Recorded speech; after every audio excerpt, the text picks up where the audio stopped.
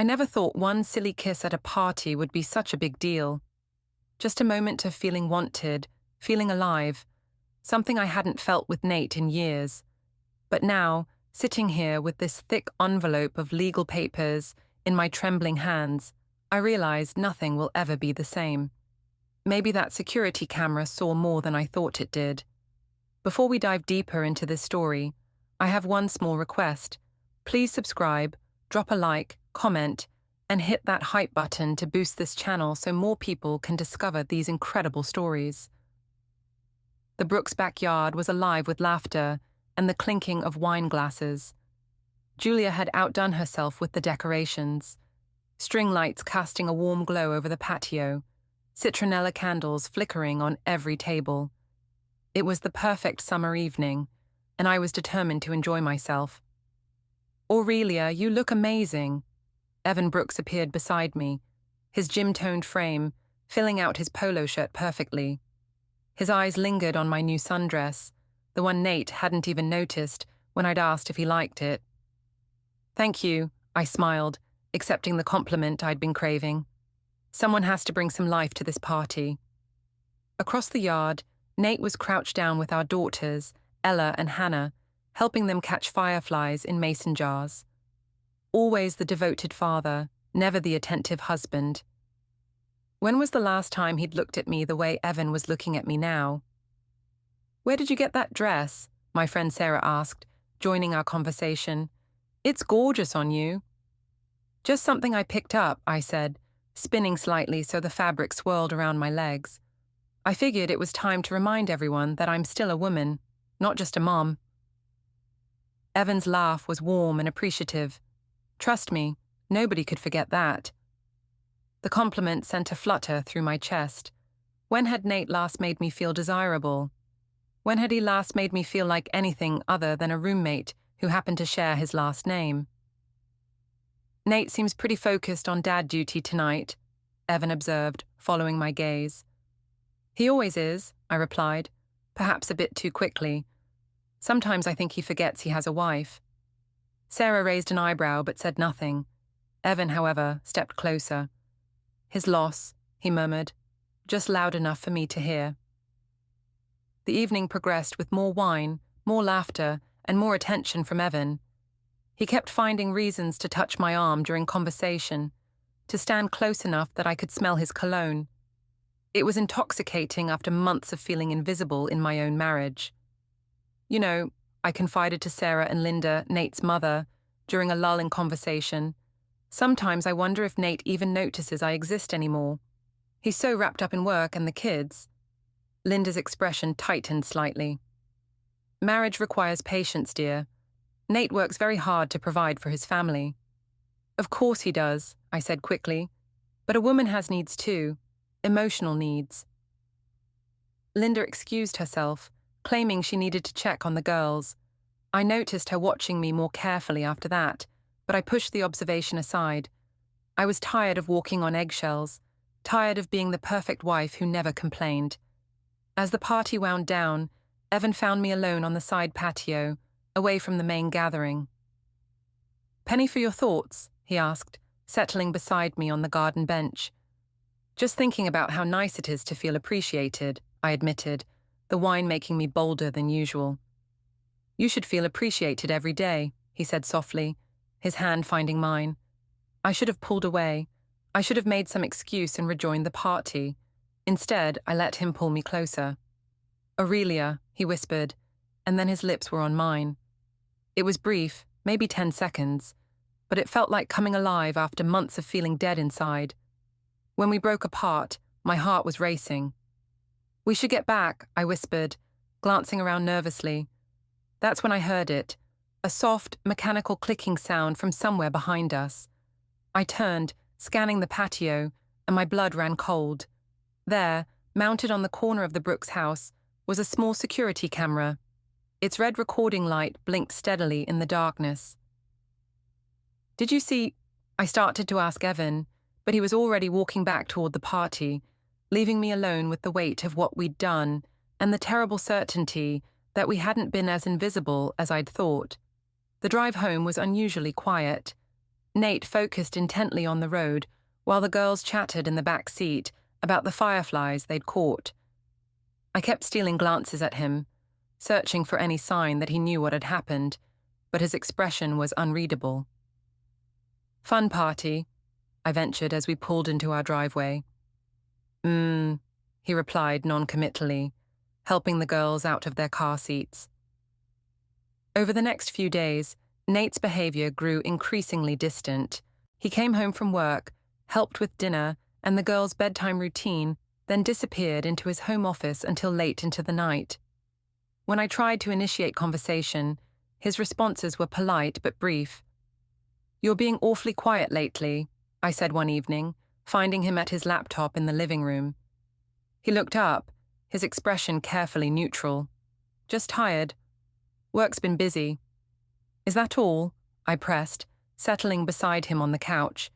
"You seem different." "Different how?" I studied his face, searching for any hint of suspicion or anger, but found only that same careful blankness. "I don't know. Distant, I guess." "Maybe you're imagining things," he said, turning back to his screen.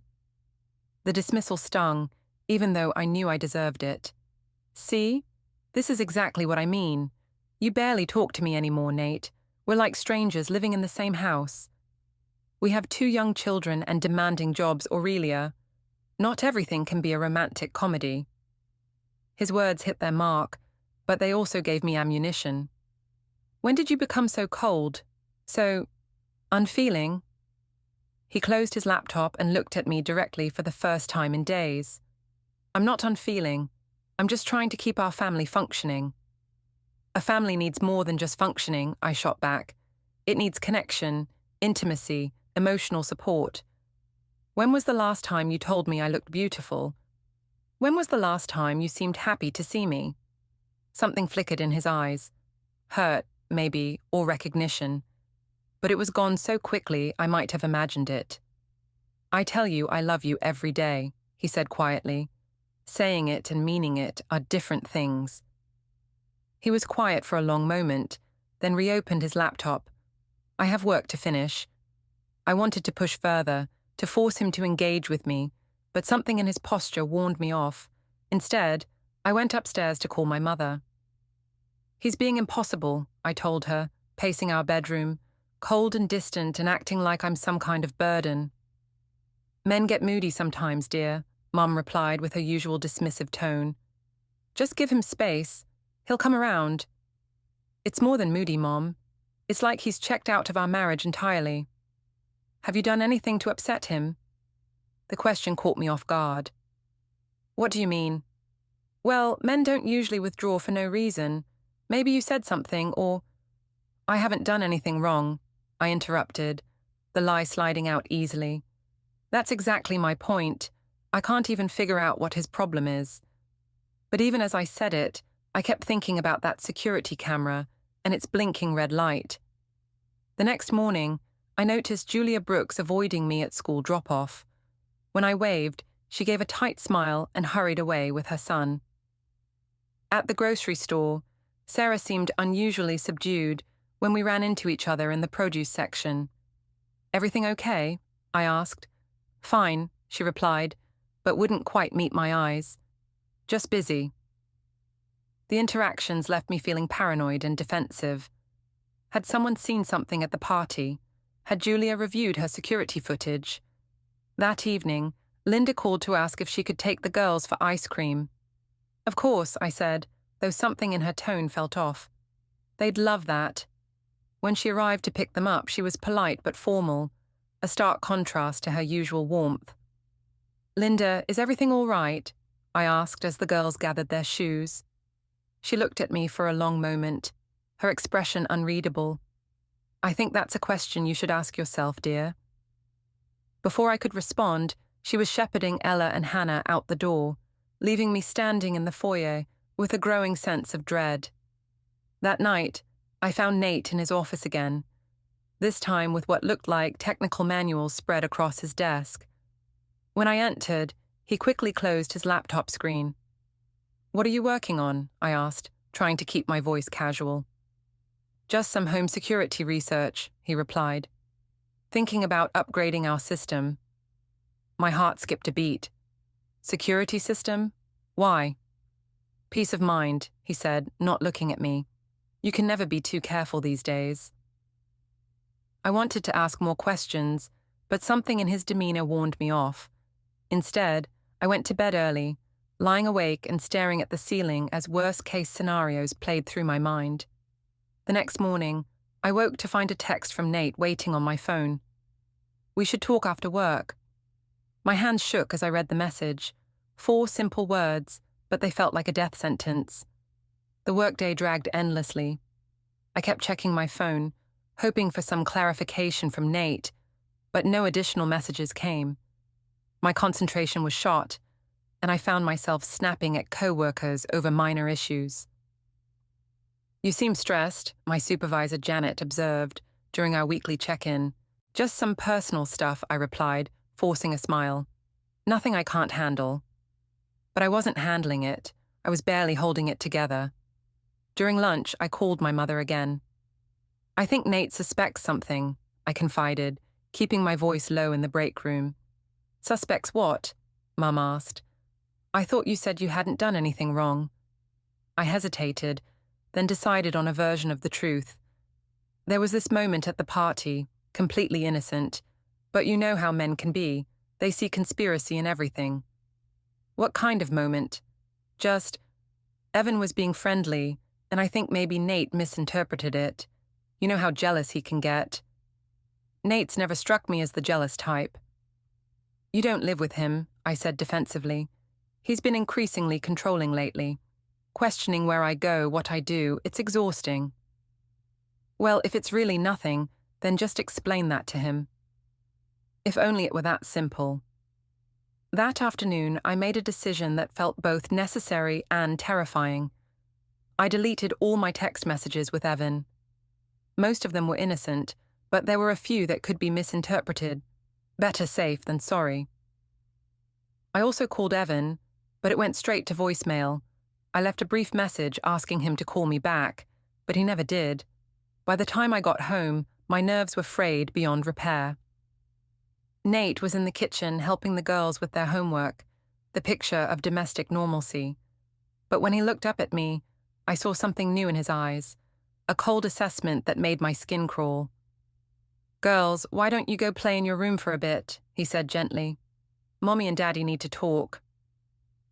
Ella, always perceptive for her 8 years, looked between us with worried eyes. Are you fighting? No, sweetheart, I said quickly. We just need to discuss some grown-up things. After they reluctantly left, Nate and I faced each other across the kitchen island. The silence stretched uncomfortably until I couldn't stand it anymore. So, I said, trying for lightness, what did you want to talk about? He reached into his laptop bag and pulled out a manila envelope. My heart sank. I think you know, he said quietly. Nate, whatever you think happened. I don't think anything happened, Aurelia. I know what happened. He opened the envelope and slid out a photograph. It was a still image from security footage, time-stamped and crystal clear. Me and Evan on the Brooks patio, locked in an unmistakable kiss. The room seemed to tilt. I gripped the counter to steady myself. Where did you get this? Julia sent it to me yesterday, he replied, his voice eerily calm. Apparently, she reviews her security footage regularly. Imagine her surprise. I stared at the photograph, my mind racing through possible explanations, justifications, anything that might minimize the damage. It's not what it looks like, I said finally. Really? He pulled out his phone and showed me a video clip. Because it looks like my wife kissing my friend at a party while I was watching our children. Watching the video was like seeing a stranger wearing my face. The woman on screen looked eager, willing, nothing like the victim of unwanted advances I'd been preparing to claim I was. It meant nothing, I whispered. To you, maybe. But it meant something to me. And to Julia. And to our daughters, who are going to have to live with the consequences of your choices. His calm was more devastating than screaming would have been. I could handle anger. I knew how to deflect and redirect anger. But this cold, methodical presentation of facts left me nowhere to hide. Nate, please, it was a mistake. A moment of weakness. I was feeling neglected and so you decided to kiss my friend. It wasn't planned. It just happened. You've been so distant lately, so cold, and Evan was just being nice to me. So this is my fault. No, that's not what I meant. I felt invisible, Nate, like you didn't even see me anymore. He studied me for a long moment, and I thought I saw a flicker of the man who used to love me. But then his expression hardened again.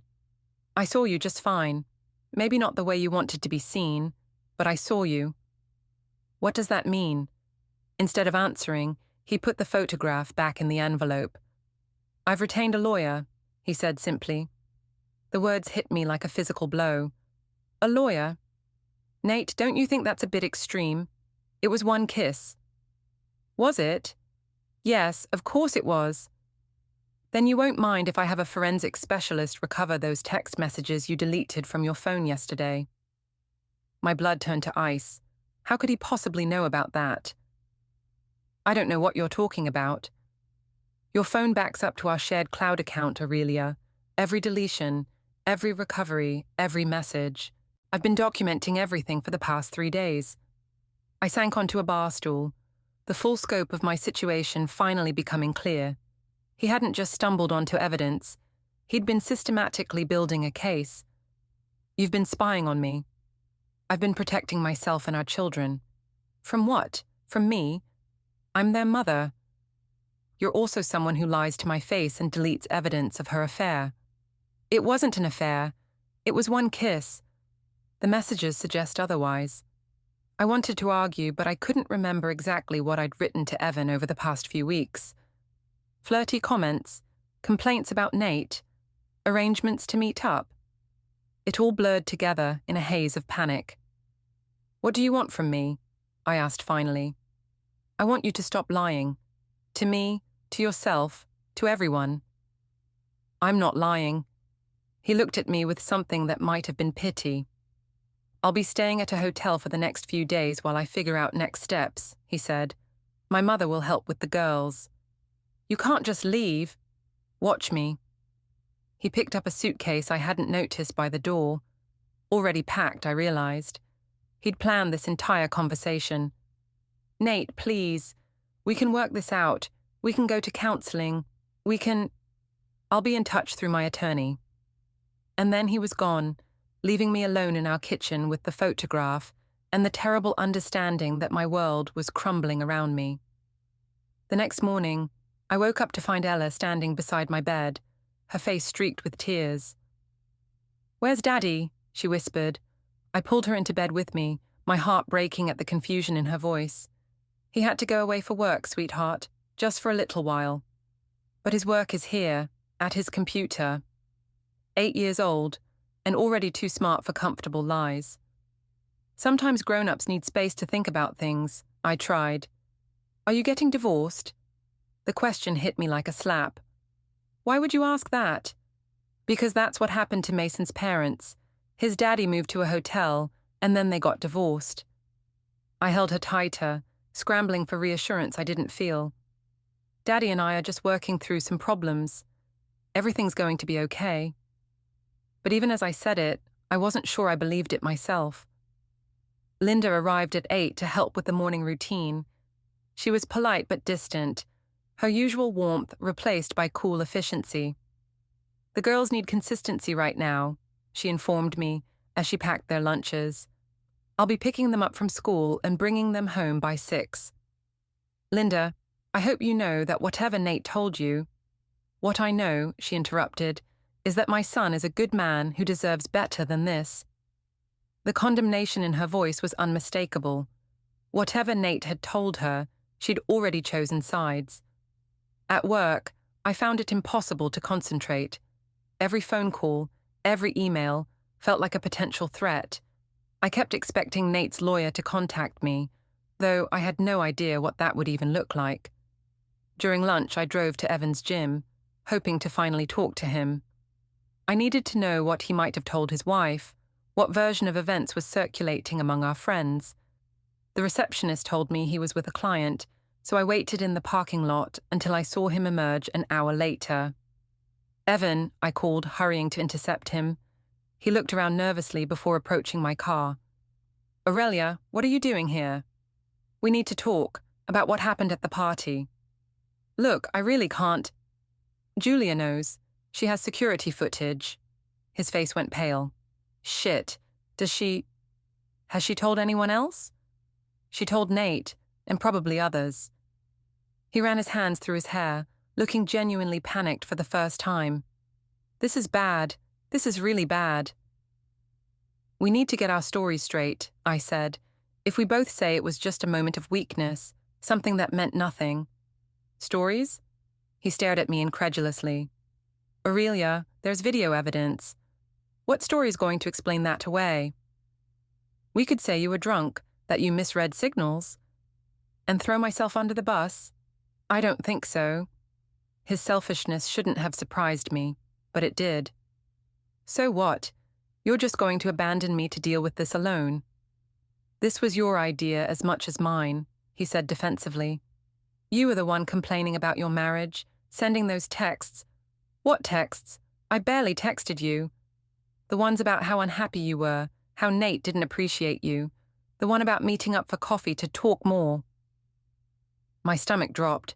I had sent those messages, but they'd seemed innocent at the time. Now, viewed through the lens of what happened at the party, they would look like evidence of premeditation. I was just venting to a friend. "Were we friends, Aurelia? Or was there something more going on?" The question hung in the air between us, because the truth was, I had been attracted to Evan for months.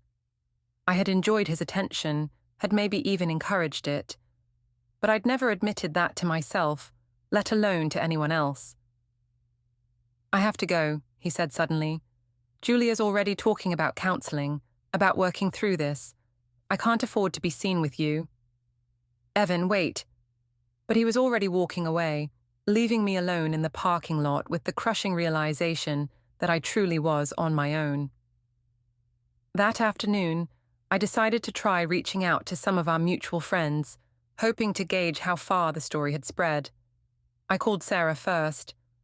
"Oh, Aurelia," she said when she heard my voice. "How are you holding up?" So she knew.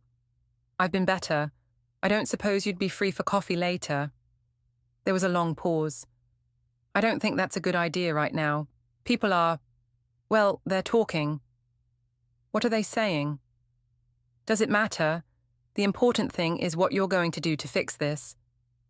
"I'm trying to fix it, but Nate won't even talk to me." "Can you blame him?" The question stung because I couldn't answer it honestly. Of course he had every right to be hurt and angry, but admitting that felt like giving up my only defense. That evening, Linda brought the girls home as promised.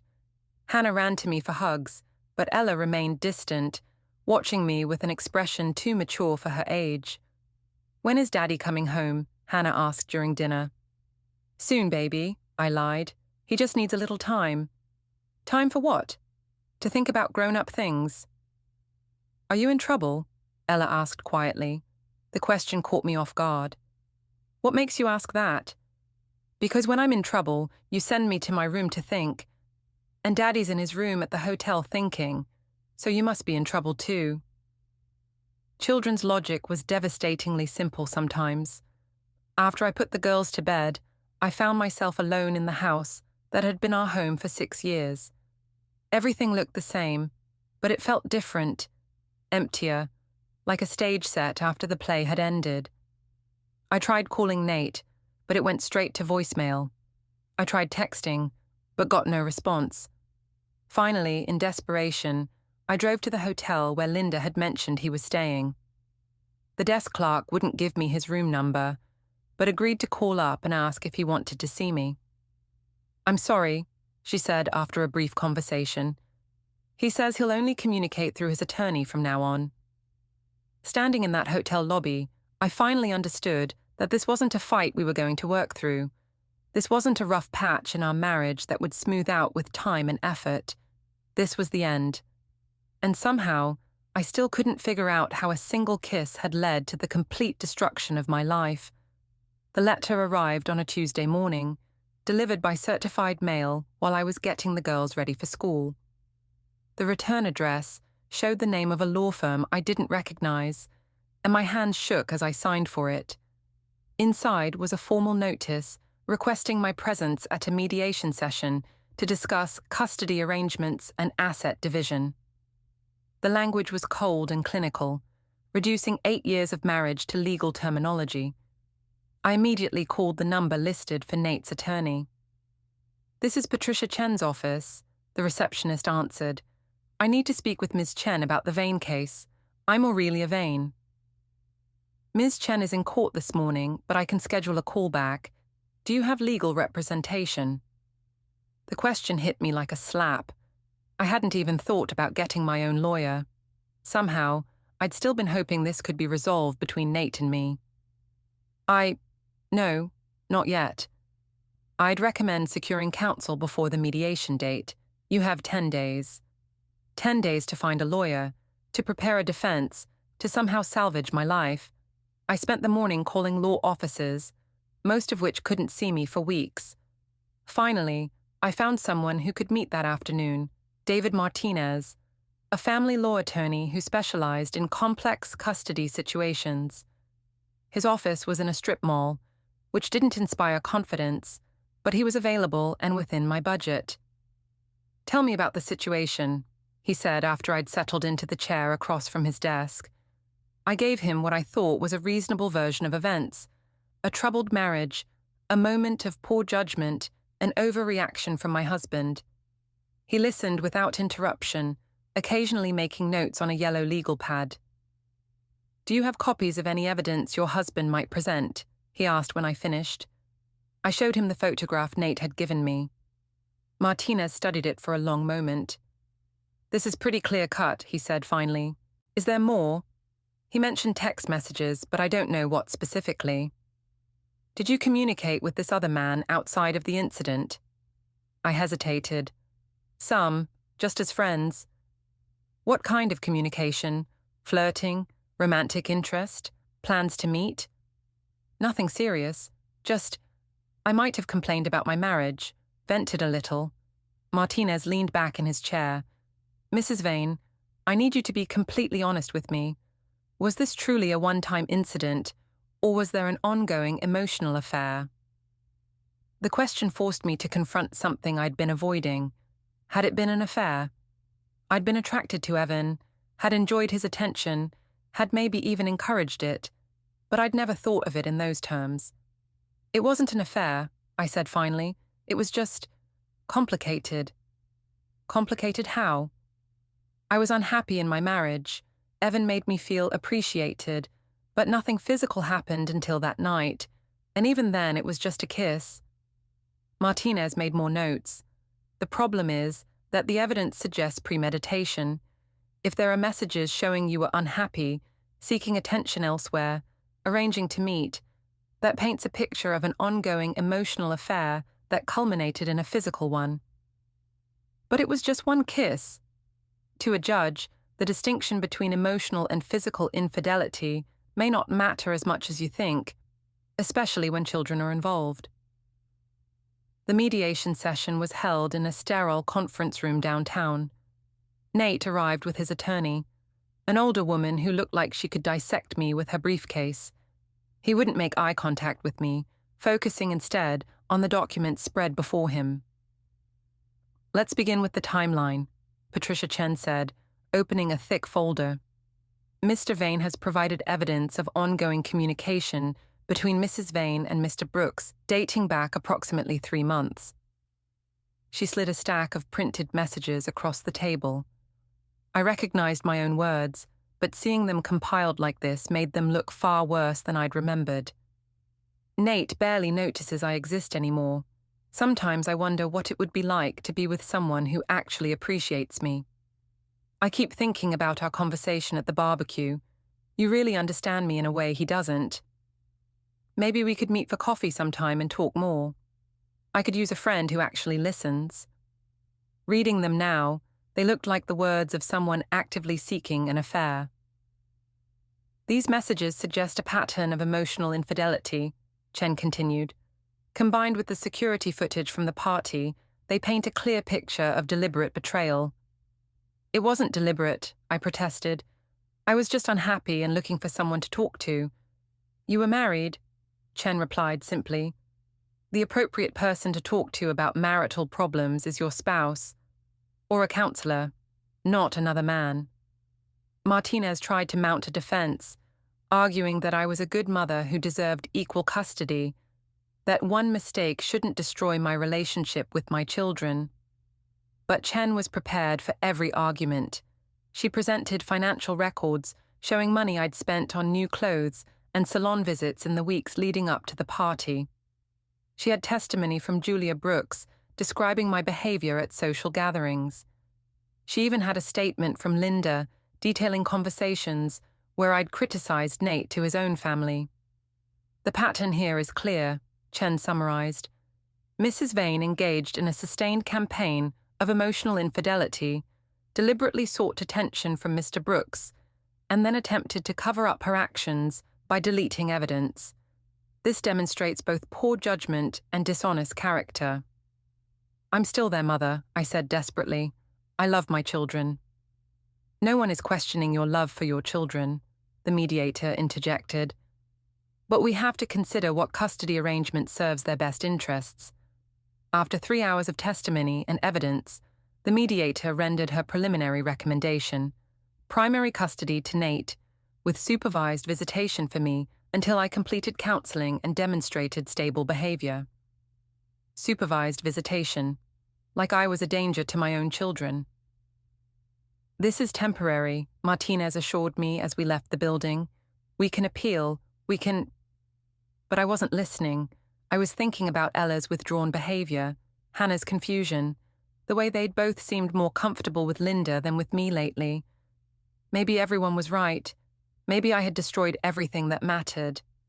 That evening, I came home to find a notice that our joint bank accounts had been frozen pending the divorce proceedings. I had access to my individual account, but most of our savings had been joint. I was truly on my own now, in every way that mattered. The final divorce hearing was held on a grey October morning, 3 months after that first mediation session. I sat in the courtroom wearing my most conservative suit, trying to project an image of stability and respectability that felt like a costume. Nate sat on the other side of the courtroom with Patricia Chen, looking calm and composed. He'd lost weight, I noticed, and there was a hardness around his eyes that hadn't been there before. The man I'd married, the gentle, patient father of my children, had been replaced by someone I didn't recognize. The judge, a stern woman in her 60s, reviewed the case file with the detached efficiency of someone who'd seen too many marriages dissolve. In the matter of Vane versus Vane, she began, the court has reviewed all submitted evidence and testimony. What followed was a clinical recitation of my failures. The emotional affair, the deception, the deleted messages, the impact on the children, who had both been interviewed by a court-appointed psychologist. Ella reports feeling confused and sad about the family situation, the judge read from the psychologist's report. She expressed concern that Mommy made Daddy cry and worry about whether she did something wrong. Hannah shows signs of anxiety and has been having nightmares about her parents going away. Hearing about my daughter's pain was worse than any legal consequence.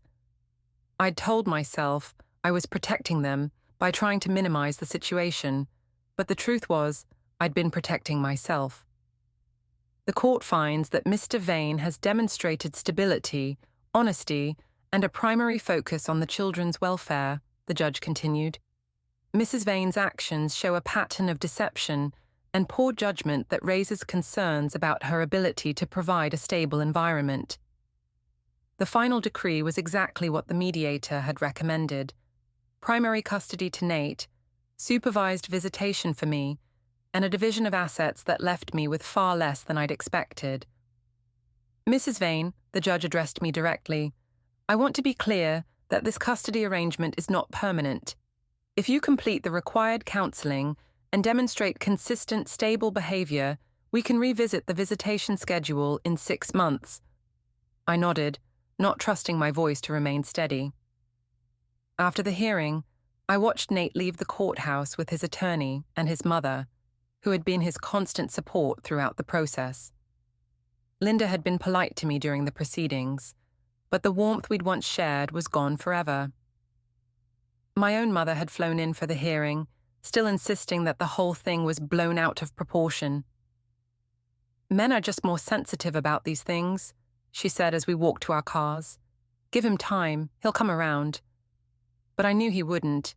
The man who had once promised to love me forever was gone, replaced by someone who saw me as a threat to his children's well-being. The house, our house, had been sold as part of the asset division. Nate and the girls were moving to a smaller place across town, while I'd rented a one-bedroom apartment that felt like a prison cell after years of suburban family life. On my last day in the house, I stood in the living room where we'd celebrated birthdays and Christmas mornings, where we'd taught the girls to walk, where we'd planned our future together. The walls were bare now, the furniture either sold or moved to Nate's new place. Through the window, I could see him loading the last of the girls' belongings into his car. Ella and Hannah were helping, chattering excitedly about their new bedrooms. They seemed fine, better than fine, actually. More relaxed than they'd been in months. Maybe that was the hardest truth of all. They were better off without me. I thought about going out to say goodbye, but I knew it would only upset them.